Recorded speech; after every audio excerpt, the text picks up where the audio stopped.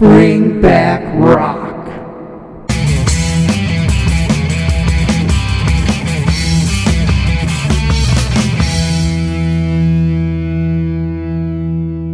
Hey everybody, it's Dean. Welcome to Bring Back Rock. Today we're talking about a band that's been on my radar for quite a while, and a number of you have suggested it as well, so it's time to scratch them off our list. They're a band that took a kind of an unusual route to getting their U.S. record deals, so we'll talk about that in the video. Let's not waste any time. This is Crywolf. All right. Crywolf's classic lineup is Tim Hall on vocals, Paul Kinsella, Cancilla, on drums, Phil Deckard on bass, and Steve McKnight on guitar. No, he does not look like that, but that would be really cool if he did look like that. I think maybe a stage costume should have been that, but it's not that. This is Steve McKnight. All right, so Timmy Hall and Steve McKnight were the main songwriters. Crywolf started off as Heroes and are from the San Francisco Bay Area. The band had changing members, but really came together when Steve McKnight, no, not him, joined the band. You see, Tim's band Heroes needed a new guitarist, and a drummer friend of his from high school suggested a guitar whiz that taught at the same music store he did. So, turned out to be Steve. They jammed, and he agreed to join the band. And this was July of 1984. Soon after, the bass player was needed, and Phil Deckard came on board. The lineup was almost solidified. The band decided to make the move to LA. It was, after all, the place to be. So in '86, the band headed south to La La Land. Soon after, the keyboard player left and was not replaced, and the band was officially born in 1987. To name the band, they held a contest with tickets to an upcoming Motley Crue show as the grand prize. They also used the contest as a way to grow their mailing list. As my kids would say, big brain, smart idea. All right. The winning contest entry was the only one all four members of the band could live with, and that was Crywolf. Not long after, the drummer left, and that's when Tim tapped his friend Paul Kinsella to join, completing the classic lineup. They, of course, had a demo like every band out in LA trying to get signed, and this one started to find some fans, including a writer at Kerrang who gave the demo 5 stars and anointed them the next big American band. The band was growing a huge local following and, of course, throwing big after parties as would be expected, which included naked diving, which was topless girls jumping off the roof into the pool, and, of course, every other type of debauchery you're supposed to have if you're a hard-partying 80s hard-rockin' band. Playing live, they met a girl with connections to a promoter in Japan. Now, this promoter was looking to book LA bands in clubs in Tokyo to kind of bring the Sunset Strip to Japan. The band struck a deal in Japan to sell copies of their demo on red vinyl, put them in some of the better record stores, and help promote their trip there. A rep from Sony Japan got a hold of it and faxed immediately a proposal to their manager for a record deal. The band had a deal to release a CD in Japan. That self-titled CD came out in Japan in 1989. They wanted different artwork, I think the artwork for Crunch, but the label insisted on a picture of the band. The original trip there was 10 days, and after the CD release, they returned there for a month of shows. The month of shows went better, obviously, with product on the shelf, etc. But anyway, the band's success in Japan led to their record deal in the U.S. Now, that album is Crunch. It's very, very similar. There are 2 songs and a cover song off of the debut album that did not make Crunch. A cover of a Beatles song, I Am the Walrus, was cut. They were replaced by 3 new songs. Also, the track order switched up a little bit and the guitars were re-recorded. But 7 of the 10 songs made both albums. Like I said, the album in the U.S. was titled Crunch, and it was released in 1990 on IRS Grand Slam. Now, IRS is a subsidiary of A&M Records, so a major label deal. Now, as is the case way too often with bands like this, they received no support or tour support from the label. I did see there were some shows like King's X and the Tubes, but mostly they were just headlining club tours. Now, in 1991, the band ran into their first spot of trouble. Things have been going pretty smooth until then, but in 91, the band had their equipment trunk stolen.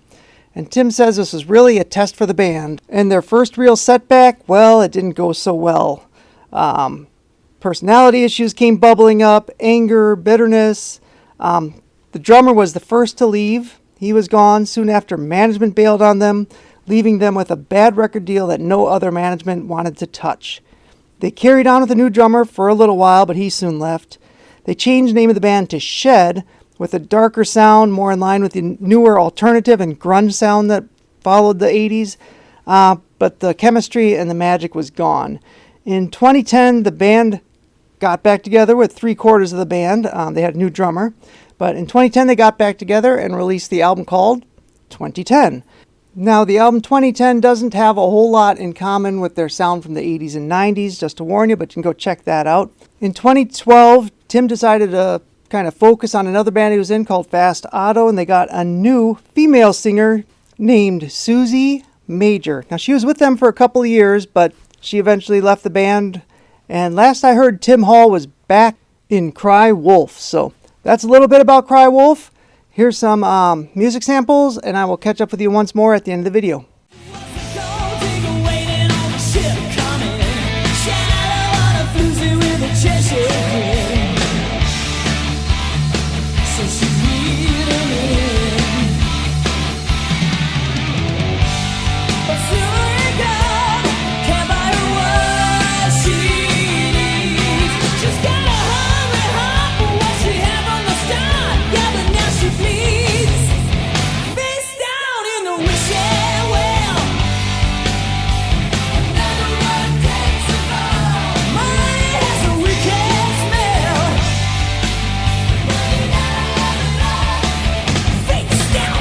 Wishing well. We're on a prowl, no stopping us now. The nighttime world is ours to keep. In the dark of the night, you can hear us call. We're all vagabonds, still holding on. We're on the road to ruin.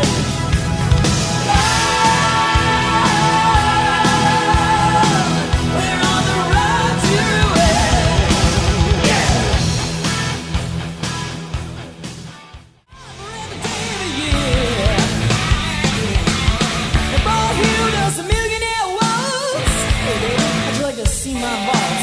I fly around the world and catch a movie for me.